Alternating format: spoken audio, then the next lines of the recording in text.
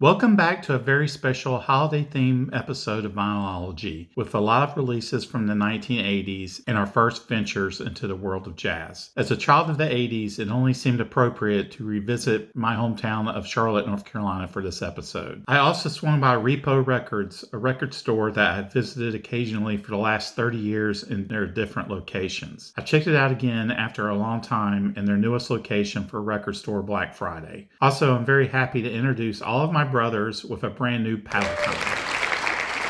Hell yeah! So grab your favorite beverage, sit back, and enjoy.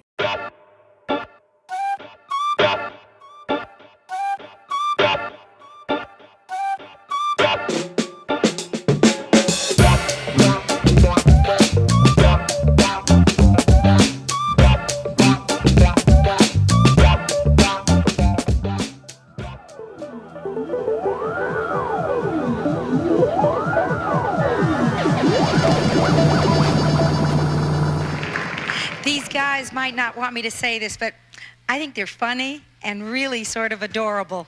Here they are, the Cars.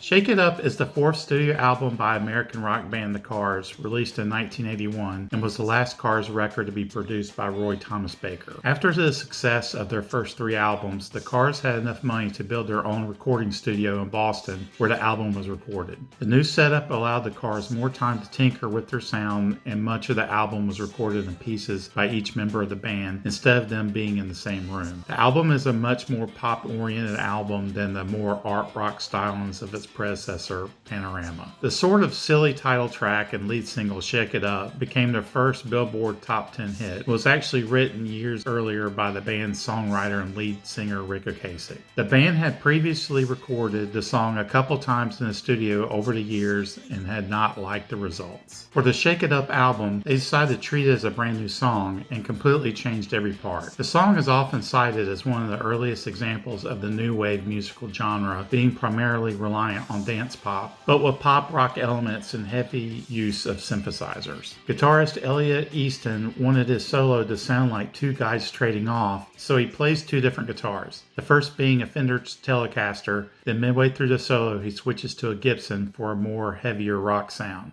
Ocasek has since dismissed the song's lyrics, saying they were not his best work, with them being a simplistic message to make a mark in life. The second single, Since You're Gone, is a power ballad and its melody uses an unconventional style. Easton plays a guitar solo that paid homage to King Crimson leader Robert Fripp, and Ocasek's vocals attempts to copy the vocal phrasings of Bob Dylan. Even though the lyrics describe the pain, emotional toll about the breakup of a relationship, by contrast the vocal tone sounds detached, like Ocasek is singing about something extremely trivial. The song I'm Not the One, with its electronic hand claps, masked backing vocals, and modern synth sound, was released as the album's third single but did not chart. However, it was remixed on the band's 1985 Greatest Hits album with a heavier drum track and added reverb, and re-released as a single, this time making the top 40. The song is played in a scene from the 1995 comedy film Billy Madison. The song Think It Over was released as the last single in the United Kingdom and Australia. Critics seem to generally like the album. For example, the lyrics for Since You're Gone was often appreciated. However, many called at least some of the tracks to be lifeless. For some reason, the song Cruiser was consistently enthusiastically praised as a highlight in many critical reviews, even though it was never released as an A-side single. Also, Spin Magazine included the album in their 50 Best Albums of 1981 list. Following their 1982 tour, the Cars took a short break and went to work on solo projects, with Ocasek and Hawkes both releasing debut solo albums, both of which did not perform well.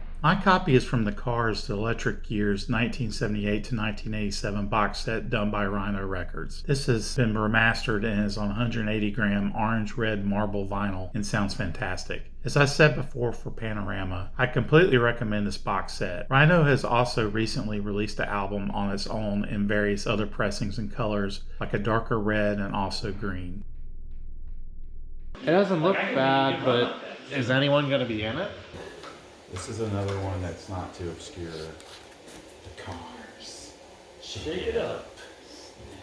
In being in Charlotte for the holidays, I brought the records with me and asked my brothers Kyle, Derek, and Ryan, my nephew Jake, and my son Brandon to help with their opinions. We all love and appreciate music, so I knew their opinions were going to be interesting and insightful, but I wasn't prepared for some of the differences of opinion on some of these releases. Give it a 10? Wow. I thought that was fucking awesome. This is like so. I love this. As you can see, the younger members of our group, Brandon and Jake, had completely opposite opinions of the album, which is honestly extremely interesting. Everyone else was kind of in the middle. As for me, I struggled a little bit with my personal score for this. Some of the songs are well known and very likable, while a few others are extremely forgettable and the lyrics are often too repetitive and simplistic for me. My favorites are the hits Since You're Gone, Shake It Up, and the lonely sounding I'm Not the One, which sounds in retrospect like the precursor to the Cars' future monster hit Drive. Benjamin Orr's Cruiser is also good with its more guitar sound, and the album closer, Maybe Baby, is very inventive with nice guitar work and is the only song that I especially like on the second side. I finally decided that my score for this is a 7.5 with the good outweighing the bad, and here are the Cars albums so far on the list. The very first jazz album on the list, Chet Baker Sings It Could Happen to You, is an album by jazz trumpeter and vocalist Chet Baker. It follows a formula similar to two other 1954 Baker albums, Chet Baker Sings and Chet Baker and Strings, in which he sings traditional pop standards in a jazzy fashion. Unlike the aforementioned records, on a few tracks on It Could Happen to You, Baker plays no trumpet whatsoever, opting to scat in place of an instrumental solo. This scat singing was supposedly influenced by Louis Armstrong. Chet Baker was born in Yale, Oklahoma in 1929, and he got his start playing in army bands, building a career based on his trumpet playing. The ultra-hip and sophisticated cool jazz that Baker helped define matured rapidly under the tutelage of producer Dick Bach, and Baker got his big break as a member of Gary Mulligan's quartet. Baker achieved solo success to the point that in the mid-1950s, he was one of the biggest stars in jazz. Baker was a strikingly beautiful man that sang in a strange and androgynous voice that seemed too fragile for this world. During this time, he won both critics and readers' polls in Downbeat and Metronome magazines, and his recordings were essential documents of West Coast jazz. In the middle 1950s, Baker descended into heroin addiction, and after his first run of legal problems connected to his accelerating drug use, he spent a year cutting albums for the newly formed independent New York-based Riverside label. The first album Baker recorded for Riverside was It Could Happen to You, a vocal album aimed at a pop-leaning audience with a brilliant song selection. Throughout, he still sounds young, just turning 30 years old after recording, and his singing, unsteady in pitch, frail and delicate, already had a damaged innocence and dreamy loveliness. For example, in the song My Heart Stood Still, Baker sings at the higher end of his natural range, for an effect both chill-inducing and slightly creepy. If you can tune into Baker's unsteady frequency, the voice showcased here is like nothing else in jazz. Baker was surrounded by top-shelf supporting musicians, the kind that would be difficult for Baker to assemble once he later became an industry pariah. It included pianist Kenny Drew, bassist Sam Jones, and drummer Philly Joe Jones. It results in the successful combination of Baker's fluid and nonchalant West Coast vocal delivery with the tight swinging accuracy of Jones and Drew. Nowhere is this balance better displayed than in opening and closing tracks, Do It the Hard Way and Old Devil Moon. One immediate distinction between these tracks and those he recorded earlier in the decade, Baker's increased capacity as a vocalist. Baker was obsessed with Miles Davis' Birth of the Cool compilation album, and one can trace a significant portion of his trumpet style to those sessions. Like Davis, Baker mostly avoided the extremes of his horn's range and focused on its middle, where his melody lines could evoke a human voice. He had a natural ear for phrasing and would alter the melodies of familiar tunes to wring the maximum amount of feeling from a minimum number of notes. Baker eventually became a cult artist whose musical output was often eclipsed by the tragic narrative of his life. One such example of the horrible events in his life was in 1966, where he was beaten while attempting to buy drugs, and one of his teeth was broken, which left him unable to play his trumpet until he received dentures later. His gaunt and caved-in face, featured in rare interviews, told the story of a promising young talent that had gone to seed. He did experience revival in the 1980s until his death in 1988, where he fell from a second-story window in Amsterdam, having been under the effects of heroin and cocaine. I have a 2021 Craft Recordings reissue released by Vinyl Me Please, which was cut from the original analog masters by the world-renowned vinyl mastering engineer Kevin Gray, and was limited to only 750 copies and is on what they call Devil Moon red, white, slightly transparent vinyl. Besides this being simply gorgeous, it sounds dead quiet and is nice and heavy. Craft Recordings has other recent pressings besides this one that are maybe a little bit more affordable. I suspect they all sound the same. The dynamic range is surprisingly low, however, at 11, which suggests some sort of digital transfer must have been in the manufacturing process. I have to admit that I'm not a huge jazz connoisseur, but I do greatly appreciate the genre. This offering is more akin with something like Frank Sinatra or Louis Armstrong than traditionally more instrumental jazz, in that it is more swinging, romantic sounding, and features old pop standards with lyrics often of being lonely in love. That being said, the album is lovely. For the most part, Baker's voice is really nice, and it seems to flow effortlessly and is very soothing, and goes with the music accompaniment very well. My favorite tracks are I'm Old Fashioned, How Long Has This Been Going On, and Old Devil Moon. I wish there was a little diversity on the tracks, but in the right mood, this is great. I give this a 7. Christopher Cross is a self-titled debut album by Christopher Cross, released in 1979. Recorded earlier that same year, the album was one of the earliest digitally recorded albums utilizing the 3M digital recording system. Oh man, this is a classic, dude. Well, Ride Like the Wind, right? Yeah. Just tell me that's not going to be wrong. You're in for a treat.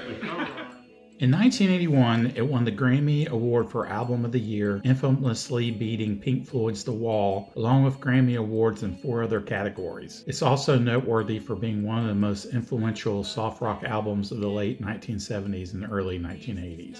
Christopher Cross is an American singer, songwriter, musician, and composer from San Antonio, Texas. Cross first played with a cover band named Flash before signing a solo contract with Warner Brothers in 1978. Although best known for his vocals, Cross's guitar playing is such that it once led to an unfulfilled invitation to play with Donald Fagen and Walter Becker of Steely Dan. He also played guitar during a Deep Purple concert in 1970 when Ritchie Blackmore fell ill shortly before the show. The debut single, Ride Like the Wind, reached number 2 on the US charts for 4 consecutive weeks, right behind Call Me by Blondie. It features backing vocals by Michael McDonald and a guitar solo by Cross. The lyrics of the song tell the story of a condemned criminal on the run to Mexico. Told from a first-person point of view, it describes how an outlaw and convicted multiple murderer on the run from a death by hanging sentence has to ride like the wind to reach the border of Mexico, where presumably the posse in pursuit of him will not be able to reach him. Cross has described the song as sort of a romanticized western where the bad guy gets away. Cross admitted to being high on acid when he wrote the lyrics, which were written on the way from Houston to the recording studio in Austin. On the album's inner sleeve, Christopher Cross dedicated the song to Lowell George, formerly of the band Little Feat, who had died in 1979. If you remember, Jackson Browne also had a remembrance song for the George family on his album Holdout. Second single, Sailing, was a huge hit for Cross, reaching number 1 on the Billboard Hot 100 chart. In his Grammy acceptance speech, Cross acknowledged Sailing as his favorite song on the album and that originally it was not meant to be a single. Cross had said in interviews that the song's inspiration was his friendship with an older friend from his high school, Al Glasscock, who had taken him sailing as a teenager just to get away from the trials and tribulations of being a teenager. Glasscock functioned as a surrogate older brother during a tough time for Cross emotionally. Although Cross lost touch with Glasscock, the Howard Stern Show in April 1995 reunited the pair after 28 years. After that reunion, Cross sent Glasscock a copy of the platinum record he earned for selling more than 5 million copies of Sailing. VH1 also later named Sailing the best soft rock song of all time. Other singles included the songs Never Be the Same and Say You'll Be Mine, which features backing vocals by Nicolette Larson. The song Spinning features a duet with Valerie Carter. If you remember, we already discussed Carter already, since she was the inspiration behind the song That Girl Can Sing on Jackson Browne's album Holdout. Also, by the way, the song Valerie, recorded by Steve Winwood, was also reportedly about her. When Cross won his numerous Grammy Awards for the album and the songs therein, he was the first artist in Grammy history to win all 4 General Field Awards in a single ceremony, bringing home Record of the Year, Album of the Year, Song of the Year, and Best New Artist at the 23rd Annual Grammy Awards in 1981. This feat was not replicated until Billie Eilish won all 4 awards at the 62nd Annual Grammy Awards in 2020. Critical reviews were lukewarm but still mostly positive, and as mentioned, the album was a commercial blockbuster at the time. Most appreciated a consistent song quality and arrangements, as well as Cross's skillful musicianship. As a vocalist, Cross did not have an incredible range, but it has to be said that his voice was a great fit for this style of music. In retrospective appraisals, the album is regarded as a key release of yacht rock music, especially the song Sailing. I have a 1979 original Specialty Records pressing with a hole punch in the corner of the jacket. This is one of those records that you have to try really hard to not find it in used record and thrift stores. Copies are literally everywhere. If it tells you anything, there's currently a listing on Discogs for a very good copy for 11 cents. If you want a brand new copy, the most recent repressing is one from 2013 by Friday Music, but I'm recommending just get a clean used copy. 1, 2, 3, go. God, this camera looks so much better. Brandon with the 2. For this one, the average score for the group is clearly lower. Jake still enjoyed this the most, which is kind of interesting. I thought your score would be a little bit lower. Maybe it's because I sailed, but I did not know he was a sailor. I would think younger people would hear this as a relic of its time, but I'm glad I am wrong. Also, do you remember V and Gianna? They wanted to also grade this one, Blast from the Past. This album is a proud testament to some, but hated by mostly snobs and elitists. The fact is, the album is extremely pleasing soft rock, filled with popular appealing tunes, with a nice polished production and excellent musicianship. My favorite tracks are clearly Ride Like the Wind and the incredibly dreamy Sailing, but also like I Really Don't Know Anymore and Never Be the Same. I give this a 7.5, and this is Christopher Cross's only entry on the list. Becoming X is a debut studio album by English electronic band Sneaker Pimps. It was first released in 1996 in the United Kingdom by Cleanup Records and a few months later in 1997 United States by Virgin Records. The band takes its name from an article the Beastie Boys published in their Grand Royal magazine about a man they hired to track down classic sneakers, and the album marked the only appearance of Kelly Dayton as a lead singer. Sneaker Pimps formed in Hartlepool in 1994 and were founded by guitarist Chris Corner and electronic musician Liam Howe. They met as teenagers in the 1980s, both taking an interest in recording and studio experimentation, and had worked as DJs and producers. They banded together and produced several EPs, an early example of what would become known as trip hop. Trip hop is mixing hip hop beats with a multiplicity of live instruments so as to create something vaguely orchestral. The duo added snippets of bracing guitar and a low rock attitude to their music, which set them apart from their contemporaries. After launching Sneaker Pimps as a recording group in 1994, they recruited Howe's lifelong friend Ian Pickering to help write lyrics for what would become Sneaker Pimps' debut album.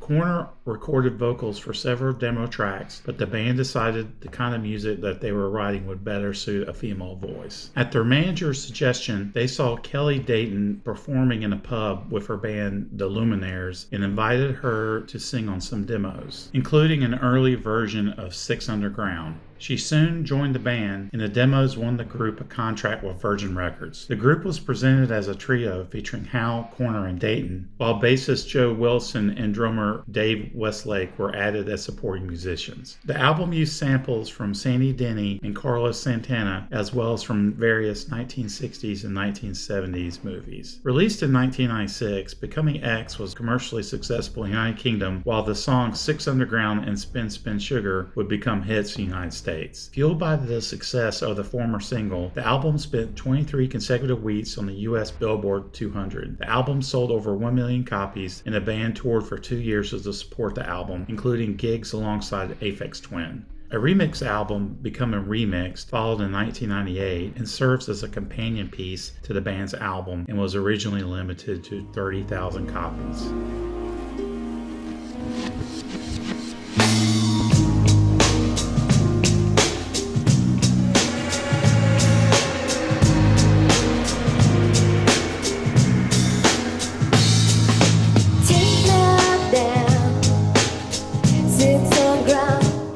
After the song Six Underground was used in the 1997 American film The Saint, radio stations began playing it more frequently. The new attention allowed the band to re-release the single in 1997 with a single cover artwork using a photograph of a Lego space moonscape from Lego's 1980s Command Center playset. After the commercial success and popularity of the album version of the song, the group released several remixes, some of which became hits in dance clubs and radio stations with a dance format. The version most frequently heard on the radio was the remix by British record producer Nellie Hooper, which appeared as a hidden track on the album.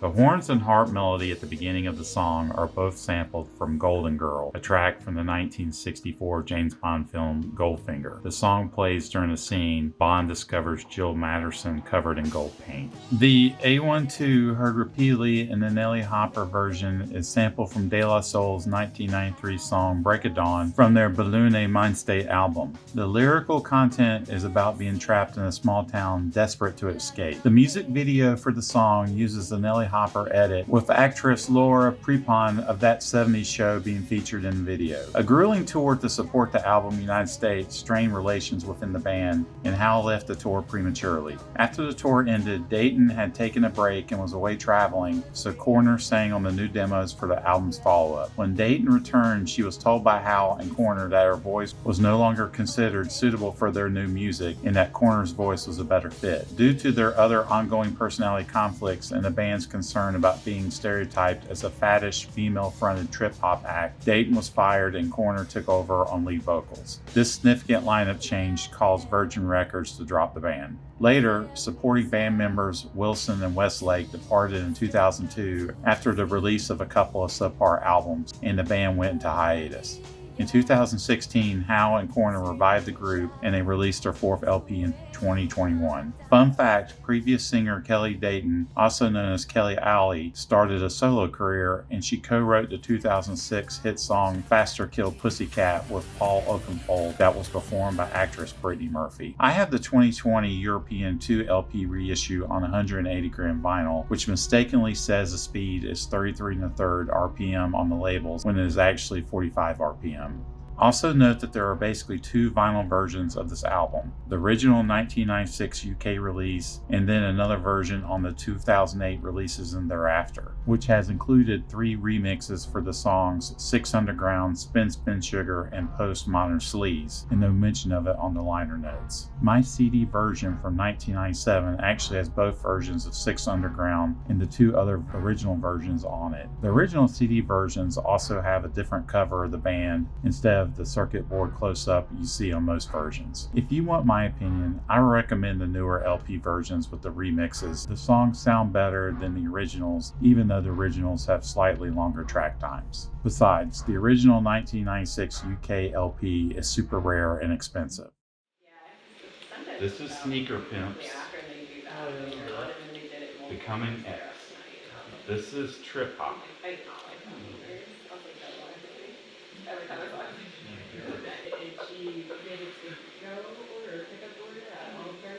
Here's an eraser if anybody wants to. You ready? Okay. 1, 2, 3, go. Whoa! Brandon's soundtrack to his birthday. He gave it a 4. This one shows that Ryan and Kyle, both millennials, favored it highly versus everyone else. Becoming X is one of the most engaging byproducts of post-Portishead trip-hop. The band had a cool sense of pop hooks and an edgier guitar attack than their predecessors, and used smooth, seductive grooves to be ominously spooky. When alternative rock radio was king in the middle 1990s, and I first heard Six Underground, I was hooked and have been ever since. Besides that killer song, my favorites are also Low Place Like Home, Tesco Suicide, and Spin Spin Sugar. I guess the band's sound wasn't completely original, but they did trip hop really well and gave it an even more of an electronic edge. I give it a 7.5, and this is the only showing for the Sneaker Pimps on the list. Scarecrow is the 8th studio album by John Mellencamp. Released in 1985, it peaked at number 2 on the US chart behind the first Miami Vice soundtrack. Scarecrow tour of the United States and Canada. John Cougar Mellencamp must be ready to rock and roll over to sleep. There are, however, a few more dates, a few more cities to play. Eric Burns caught up with Mellencamp in the place where he is most often these days, on the tour bus. The album contained 3 top 10 hits, which was a record for a Mellencamp album. ROCK in the USA, which peaked at number 2 in the US, Lonely All Night, which peaked at number 6, and Small Town, which also peaked at number 6. Rain on the Scarecrow and Rumble Seat were also hit singles that hit the top 30 in the United States. It was reported that the band spent a month in rehearsals playing 100 rock and roll songs from the 60s before going into the studio. According to the record's producer, Don Gemmon, the idea was to learn all of these devices from the past and use them in a new way with John's arrangements. The overall theme of the album is the fading of the American dream in the face of corporate greed. Many of the songs have a bittersweet, reflective tone. In his 2016 Rock and Roll Hall of Fame exhibit, Mellencamp said that with this album, he realized he wanted to be more akin to Tennessee Williams, John Steinbeck, Faulkner, as opposed to the Rolling Stones or Bob Dylan. Mellencamp told Cream magazine that he was disappointed in ROCK in the USA and Justice and Independence 85, saying that people generally misinterpret what 2 songs are about, assuming blindly that they are songs about patriotic pride. In 1989, Rolling Stone magazine ranked Scarecrow at number 95 on its list of the 100 greatest albums of the 1980s, and it has been well reviewed critically throughout the years. My copy is a Hotbox original pressing, which was a pressing plant in Long Island, New York that only existed in the 1980s. From what I understand, most or all recent repressings are digitally sourced, so you should hunt down one of the numerous original pressings from 1985, which, as you can see, has a great dynamic range. Okay, the next one is John. Oh man, this is my personal favorite of this. Okay, 1, 2, 3, go. Okay. Wow, this one. Everyone was fairly consistent on the grading for this one, Brandon starting a trend of being the lowest score. My personal score for this is a 7.5. 2 of the hit songs are the best, Small Town and ROCK in the USA. Rain on the Scarecrow and Lonely All Night are good songs too, just not my favorites. Why in the hell Grandma's theme was included is beyond me, even though I can appreciate it being meaningful to Mellencamp, it is kind of annoying. The Heartland rock theme of the album did not appeal as much to me as his earlier albums, which were more straight ahead rock, but many of the songs do rock on here. Anyway, I wanted to also mention how fantastic drummer Kenny Aronoff is. This guy hits hard and is a solid professional who has been a recording studio session drummer for numerous other artists such as the Smashing Pumpkins, Bon Jovi, Joe Satriani, and even Celine Dion. Here are the John Cougar Mellencamp albums so far on the list.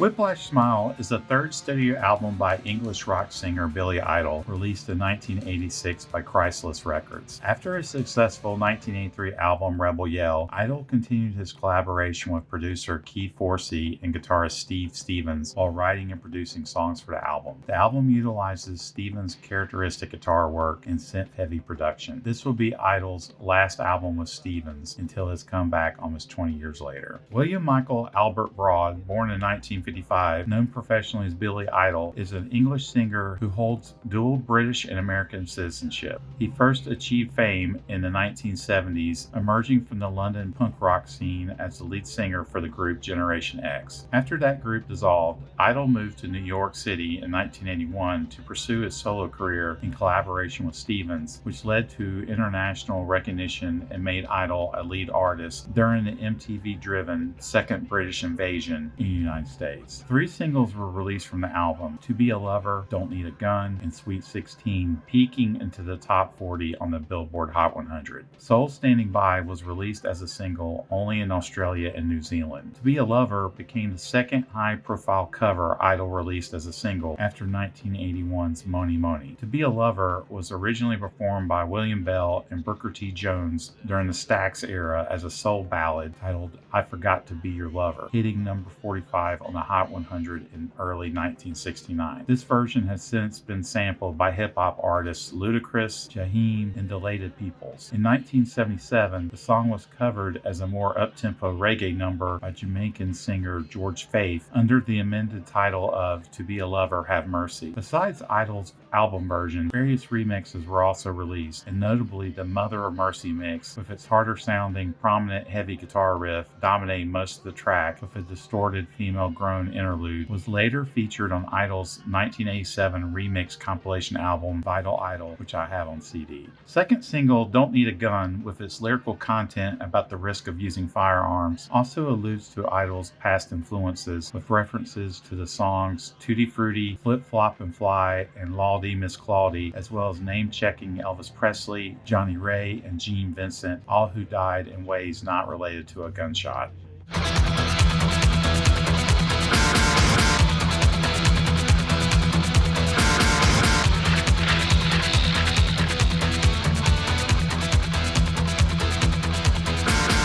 The third single, Sweet 16, was inspired by the true story of Edward Lee Scalman, a Latvian immigrant who single-handedly built the Coral Castle in Florida.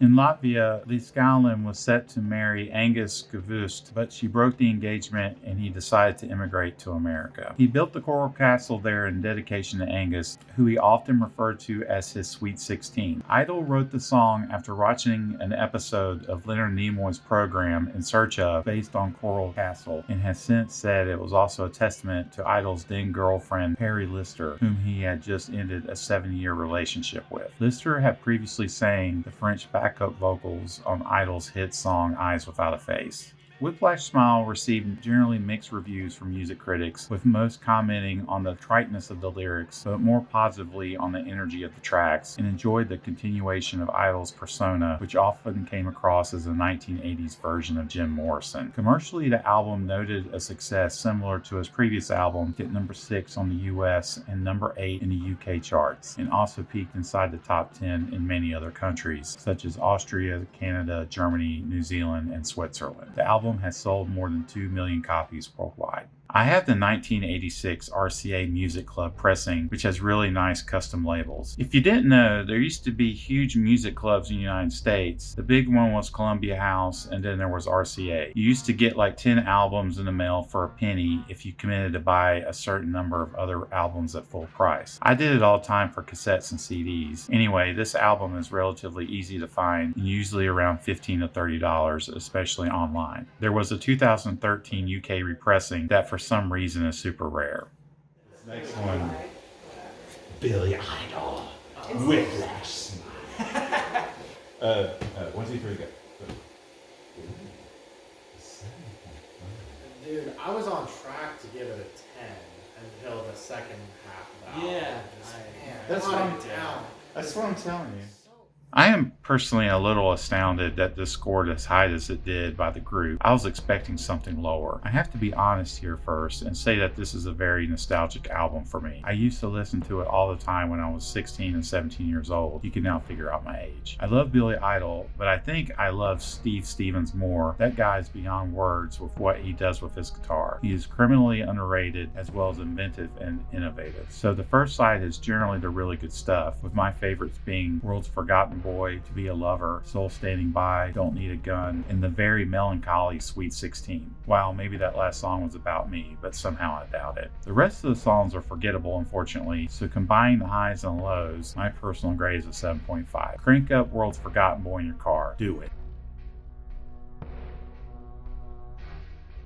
Beat is the 9th studio album by the British rock band King Crimson, released in 1982. This is the second King Crimson album to feature the band's lineup of co-founder Robert Fripp, Adrian Belew, Tony Levin, and Bill Bruford. It is the first release in King Crimson's discography to feature the exact same lineup 2 albums in a row. King Crimson are a progressive rock band formed in 1968 in London, England, and have earned a large cult following. Founded by Fripp, Michael Giles, Greg Lake, Ian MacDonald, and lyricist Peter Sinfield, the band initially focused on a dramatic, doom-laden sound, rich with layers of mellotron strings, flute, and distinctly powerful vocals. They exerted a strong influence on the early 1970s progressive rock movement, including bands like Yes and Genesis, continued to inspire subsequent generations of artists across multiple genres. The band were ranked at number 87 on VH1's 100 Greatest Artists of Hard Rock. Robert Fripp, the sole remaining founding member, has acted as the primary composer and a driving creative force throughout the band's history. King Crimson has consistently drawn inspiration from a wide variety of music over the years, keeping their work fresh by incorporating elements of classical music, jazz, heavy metal, industrial, electronic, and experimental music. Throughout the early 70s, the band's very creative experimentation throughout their releases was almost turbulent. At times, they either delighted or dismayed their fan base. Fripp eventually disbanded the group for the first time in 1974. However, in 1981, King Crimson reformed with a dramatic change in musical direction, this time including new wave elements. For the first time, a second guitarist in the form of Adrian Belew, who also sang his own lyrics, was included. This band blended influences drawn from African music, post-punk, and New York minimalism. This group lasted 3 years, resulting in a trio of albums, with Beat being the second of the three. Beat was inspired by the history and work of 1950s bohemian beat literature, spurred on by the 25th anniversary of the publication of the novel On the Road by Jack Kerouac. The song Neil and Jack and Me is the track most inspired by the Beat poets. The Jack in the title is a reference to writer Kerouac, while Neil is Kerouac's best friend Neil Cassidy. The lyrics also make references in French to significant other Kerouac works. Musically, it features Fripp and Belew's dueling guitars weaving in and out of 5/4 and 7/8 time signature patterns. Other songs also have Beat poets' influences, with the very experimental song Neurotica paints an unwavering picture of a large United States city sharing its title with Neurotica, a Beat era magazine, and The Howler refers to the Beat poem Howl by Allen Ginsberg. The song Heartbeat, a rare moody love song from the group, was released as a single, become a concert favorite for the band, and contains a Jimi Hendrix-like backward guitar solo. Heartbeat is also the name of a book written by Neil Cassidy's wife, Carolyn, about her experiences with the Beats. The music video used one of the earliest examples of the dissolving morphing technique, which would later be employed in Godley and Cream's Cry and Michael Jackson's Black or White videos. Interestingly, despite the success of the song, Belew and Bruford have said that Heartbeat shouldn't have been on the album, and Belew actually recorded his own version for his 1990 solo album, Young Lions. Satori in Tangier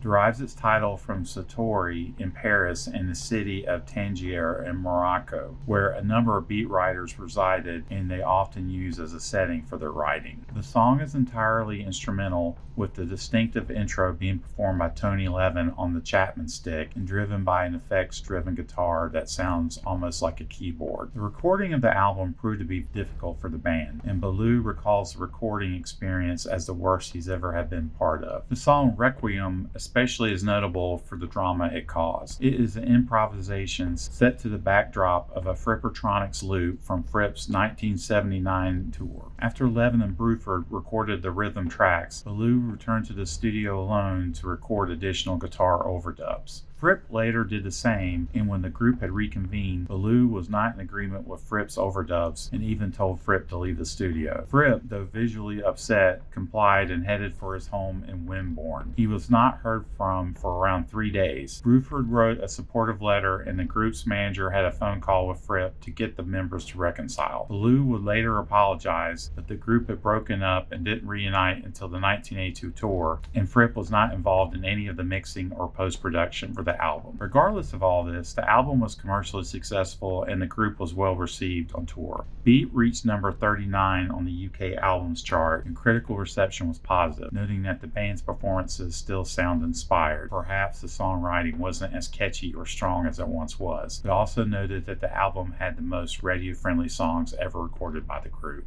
I have the original 1982 Winchester pressing, which sounds wonderful. Besides the many 1982 pressings, there was a recent 2019 Europe remastered pressing on 200-gram vinyl that is fairly inexpensive. Whatever you choose, you should be able to get it for anywhere from $20 to $30 easily.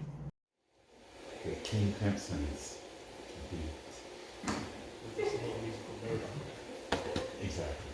Alan James. Okay, 1, 2, 3, go. Whoa. 9.5? I love that, man. He was deep in thought. Yeah, I loved all that. Yeah, all right. That was Again, the scores here were completely unexpected. This is Brandon's highest score so far, and Ryan giving this a 9.5 was a little shocking. I'm learning more about my family, I guess. When I started doing Vinylology, I newly discovered this era of King Crimson. I was really surprised how good this actually is. It's nothing like their classic 1970s material, and it does sound a little dated to me, having elements of that early 1980s sound, but I like it. The entire first side has my favorite tracks, which are the songs Neil and Jack and Me, the new wave classic Heartbeat, the instrumental Satori and Tangier, and Waiting Man. The second side is not as strong, especially lyrically, but much more adventurous and still good. I give it a personal grade of 7.5. Pang, an MD pop album released in 2019, is the third studio album by American singer-songwriter and producer Carolyn Polachek and acts as the debut under her given name. Carolyn Elizabeth Polachek was born in 1985 and was raised in Connecticut. She developed skills as a choir singer and synth player at a young age, and later co-founded the indie pop band Chairlift while studying at the University of Colorado. Chairlift rose from the late 2000s Brooklyn indie music scene into the public eye with their sleeper hit Bruises, which was featured in an iPod commercial. During her time in the band, she also worked on the Baroque girl group Ramona Lisa and the Minimal Sift CEP side projects in which she expanded her musical capabilities, as well as working with other artists such as Blood Orange, Charlie XCX, Beyonce, and Travis Scott before embarking on a career under her own name after Chairlift's disbandment in 2017. Featuring dreamy vocals and candy-coated synth textures, somewhere in between moody electronica and upbeat adult contemporary pop, Pang has an almost symbolic ethereal sound that blends acoustic and synthetic textures into a surrealist yet affecting listen. The title Pang comes from experiencing inexplicable adrenaline rushes Polachek experienced that stopped her from sleeping and accelerated her metabolism, which she referred to as pangs. The album featured 5 singles. The track Door, that rightfully acts as an invitation to the album, the icy Kate Bush and Imogen Heap inspired Ocean of Tears, Parachute, which was influenced by a dream that Polachek had, poppy new wave song So Hot You're Hurting My Feelings, and the acoustic ballad Look at Me Now, which deals with self-destructiveness and was inspired by Lil Affair artists like Jewel and Sarah McLachlan. Lyrically, the songs on Pang are deeply emotional, and many deal with her divorce from ex-husband Ian Drennan that occurred 6 months into its production. Focuses on her feelings of self-defeat, guilt, underachievement, being unafraid of death, as well as hope. This is mostly showcased in the songs Ocean of Tears, I Give Up, Carolyn Shut Up, and Look at Me Now. The entire effort is Polachek saying that she can survive and do this on her own, personally and professionally, in a way that is deeply self-reflecting, broadcasting her fractured internal turmoil for all to painfully witness, and sung with a staggering vocal range that highlights her anguish even more. The album received rare universal acclaim for critics, placed on many critics' year-end lists. Commercially, Pang peaked at number 17, Billboard Heatseekers Albums Chart, and number 40 on the Independent Albums Chart, making it Polachek's first charting solo album. I have the second US pressing, which started being distributed in late 2020, which is on 180 gram black vinyl. The sound quality is just decent. Even after cleaning, you can hear occasional pops and static throughout, and the level is a little low, but it isn't that bad. The first versions were golden color, supposedly sound worse. The package includes a huge fold-out poster of the front album cover, with the lyrics on the other side. There's also a 2020 Vinyl Me Please version, limited to 500 copies on clear vinyl, if that interests you, but expect to pay $250 to $500 for that. If you're looking for this and don't have it, get either of the green 2021 repressings. Supposedly those sound better than the black vinyl that I have. All of these vinyl pressings so far have been remastered by Bernie Grumman. I also have the Standing at the Gate remix collection, which is a 2021 vinyl release on gray marble, limited to 3,000 copies, and has a die-cut jacket and another fold-out poster. The remix collection, of course, has songs from Pang, remixed by various contributors, includes a 10-minute extended version of The Gate, which is less than 2 minutes long on the original version. In promotion for the remix collection, Polachek released 5 of the album's remixes as singles, as well as a cover of the Corrs' song Breathless. This is one of the newest albums on the list. It's, I don't know how you're saying it, Carolyn Polachek? Pang. 1, 2, 3, go. I don't know how these ones are. Okay. Oh, that's interesting. Kyle was the highest scorer here, with everyone else really consistent with each other. I expected a lower score for this one, knowing that this type of music was not their cup of tea. For one of the most contemporary albums on the list, this album is amazing and stands out. The first two songs, The Gate and Pang, are completely fantastic, both shimmery flagship songs with breathy, angelic vocals and a sound full of reverb that is even more appealing through headphones, deals with the mythic sense of rebirth. Other favorites are the songs Hit Me Where It Hurts, features moody spoken word verses, and I Give Up, both written about politics for divorce, as well as Door, Hey Big Eyes, and the extremely introspective Carolyn Shut Up. This mature subject matter is one of the big reasons why Pang is so compelling to listen to. I give Pang a personal score of 8, which is the very first 8 score I've ever given anything on the list so far, so hopefully that says something. However, this is the only showing for Carolyn Polachek on the list, but I'm sure that she has a bright future ahead. Repo Records in Charlotte, North Carolina is a record store that is special to me. I was born in Charlotte, and I remember as an early adult occasionally going to their Central Park location in the early 1990s when CDs were king. I remember getting, for example, a bunch of Pearl Jam bootlegs like this Deep Through the Years box set, and music from local bands like this awesome Charlotte band that I absolutely loved, God's Water. This stuff you could not get anywhere else at that time. Anyway, this store originally opened in 1988, eventually moving to another location before closing in 2005. In 2013, they reopened in their current location on Commonwealth Avenue. I was in town during Record Store Black Friday, so I revisited the store, and it really felt the same after all these years. As I looked around the store, I found some great deals on some used records, and also for new releases, the prices seemed to be par with the average or even less. They had most new releases and reissues, and more were coming out every Friday. One annoying thing that I found for the used releases is that they were taped up, so you cannot easily inspect them for yourself. But they try and help with this by putting information on the plastic sleeve for you. Everything was fairly organized, but the only negative I would say for the organization is that for some records you have to bend down close to floor level, so everything is not perfectly accessible. The first guy I spoke to wasn't super friendly, but the other two employees were. By the way, my brother Derek helped Repo set up their punk rock section, which I have to say is the best punk rock section I've ever seen at a record store. So many stores get this wrong, put non-punk releases elsewhere and vice versa. The immediate surrounding area at the store's location is not too interesting, but inside there's a lot to look at, with all kinds of records along the walls and lots of music-related decorations. Repo has lots of other things besides vinyl, including the biggest cassette inventory I have so far seen in a record store. Their website has a link to their online Discogs selections for sale, and pre-COVID they had occasional music events at the store. I really recommend Repo if you're in the Charlotte area, and I give them a Vinylology score of a B grade.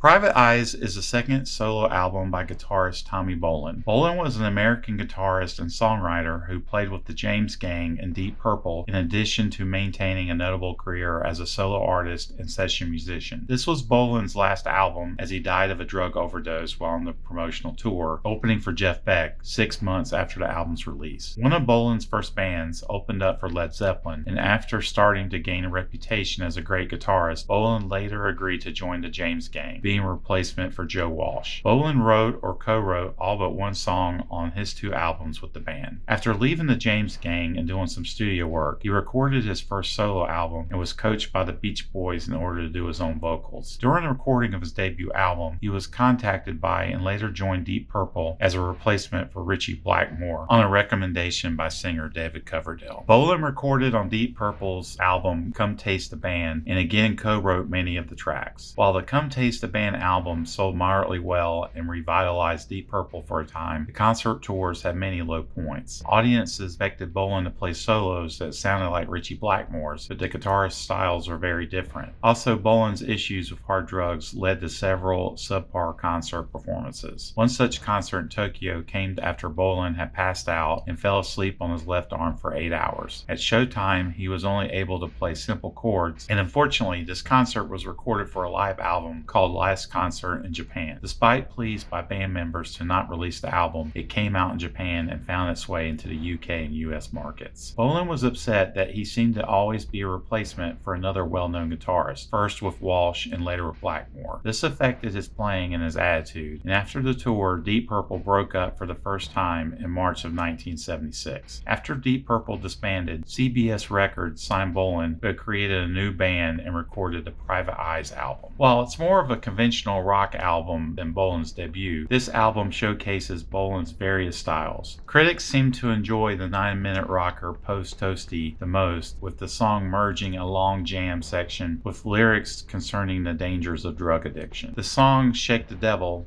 is similar stylistically, and the quiet acoustic-based compositions Hello Again and Gypsy Soul, as well as the heartbroken ballad Sweet Burgundy, were also called out as highlights.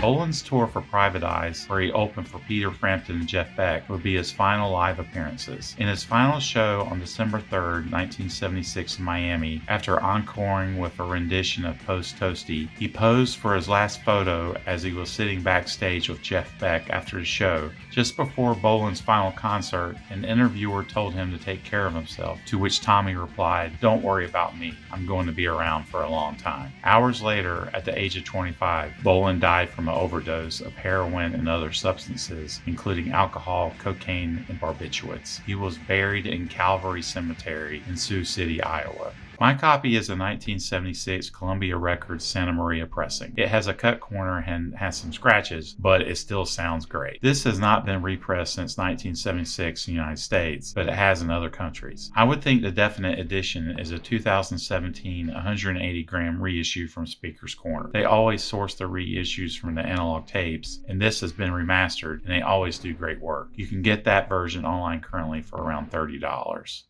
And this is the last one again. Tommy Bolan. This is the last one that sounds familiar. 1, 2, 3. Wow, look at the consistency. But Brandon is on the higher end.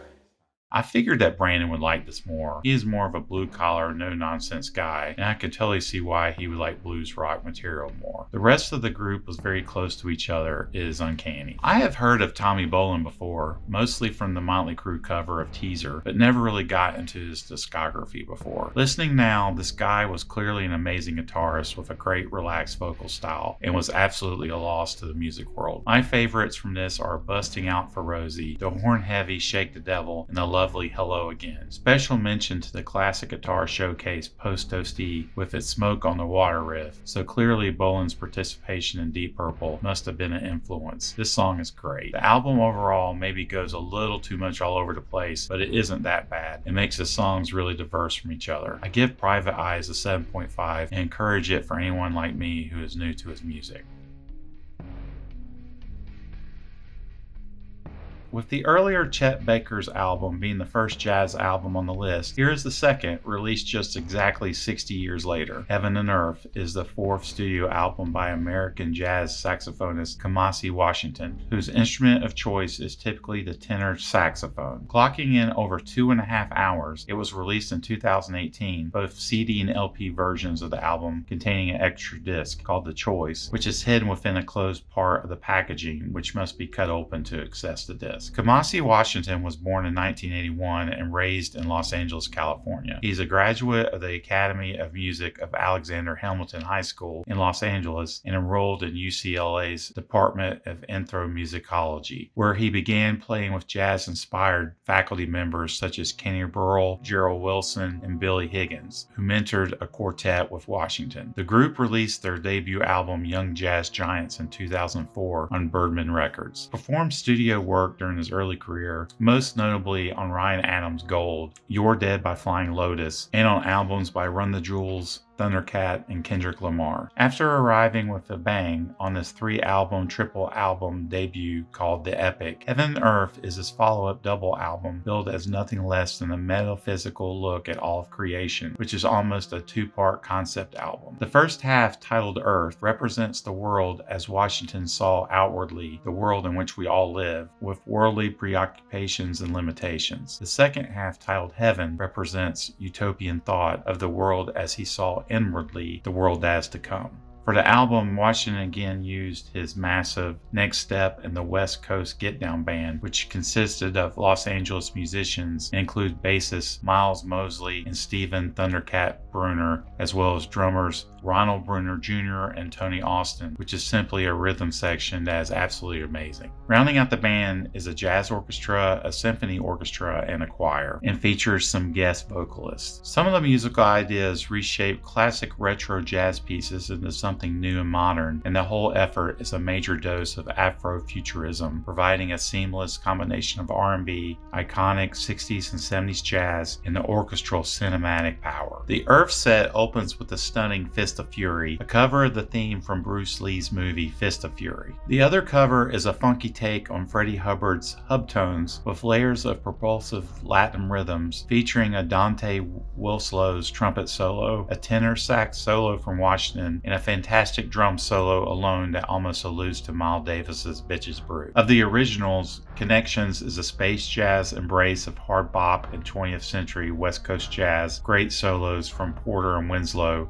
while Testify owes as much to Caribbean grooves and soul as it does to jazz. The Heaven set seems to consist of smoother, more cosmic songs and commences with the futuristic splendor of the Space Traveler's Lullaby, with its warm brass and reeds, swelling symphony strings, and soaring wordless chorus sounds. The breaks and future funk of Street Fighter Moss owes equally to Miles Davis, Kendrick Lamar, and Earth, Wind & Fire, as the choir extrapolates on the harmonics before Washington's skeetering R&B drenched solo. On top of all of this, the album even contains a 5th extra LP called The Choice, which contains 3 more originals, plus covers of Carole King's Will You Love Me Tomorrow and Stan Vincent's Ooh Child. The album has received universal critical acclaim, many commenting on the music as a refinement of his debut, this time seemingly more focused and less wandering, but on the other hand, more ambitious in scope. Others have said that Washington has clear strengths in establishing rhythm and conceptualism, as well as with layering the intricate details in the songs, but he is a little weak with his improvisational skills, where the songs sometimes sound too structured and at times forced. Some jazz connoisseurs, especially in the New York jazz scene, especially critical in that he isn't doing anything substantially new, which seems a little trite and pretentious. There are 2 colossal triple-fold 5 LP 2018 pressings, one in the United States and one in Europe, which is almost 1 inch thick. The artwork is beautiful, but the packaging is, depending on who you ask, either super creative or downright dumb. 4 of the 5 LPs are easily accessible, but for the 5th, the Choice LP, the LP and insert is hidden in the middle of the packaging, and you have to cut it open from the top along a perforated seam to get to it. You have to be very careful opening it. I recommend using a very sharp box cutter or razor, as you can easily ruin the jacket or the record extracting it. Also note there is no inner sleeve, so you have to pull it out of the jacket with your fingers. I have the US pressing, but I recommend trying to get the European pressing instead. The US pressing is pressed at Rainbow, and the European pressing is pressed at Optimal. Optimal is a Germany pressing plant that has a decent reputation, while Rainbow is a pressing plant that was based in California that recently closed in 2020, been around since before World War II. The quality control for Rainbow pressings were always consistently subpar. People have said for Heaven and Earth, the Optimal pressings are definitely better. Anyway, the vinyl pressing is fairly quiet, but still sounds nice overall, but there is some surface noise and touches of distortion in places. Listening to this album is like going onto an extended journey. The songs really often remind me of movie soundtracks, of songs that would appear during a movie's titles or during certain scenes, with the entire set clocking in at over 183 total minutes. There is so much material, it is a little hard to absorb it all, but after repeated listens, my favorites are the first 2 songs, the Bruce Lee movie theme Fist of Fury and the song Can You Hear Him. I also really enjoy the cover of the classic Freddie Hubbard song Hubtones, which is originally on Freddie's 1963 album of the same name, as well as the song Vi Lua Vi Sol, which means I saw the moon, I saw the sun in Portuguese, and features a vocoder vocal. Finally, the very spiritual Journey sounds like it should have been a Christmas or gospel song. The songs on the fifth The Choice LP I feel are the weakest on the overall package, but you cannot argue with the value you're getting for all of this music. I give Heaven and Earth a personal score of 7.5, and it is the only Kamasi Washington album on the list. Wow. That one was special. Thanks to the bros and to my nephew Jake and to my son Brandon for helping out and for the cameo from V and Gianna. Hopefully we can make this a holiday tradition. Their input was very interesting and fun. For the 8 of the 10 albums in this episode that we listened to together, I am now showing their favorites ranked. It was fairly competitive. In a million years, I would never have expected albums to stack up like this with this group. Hope you had a great holiday season. Come on 2022, make this year a winner. Until next time, toodaloo.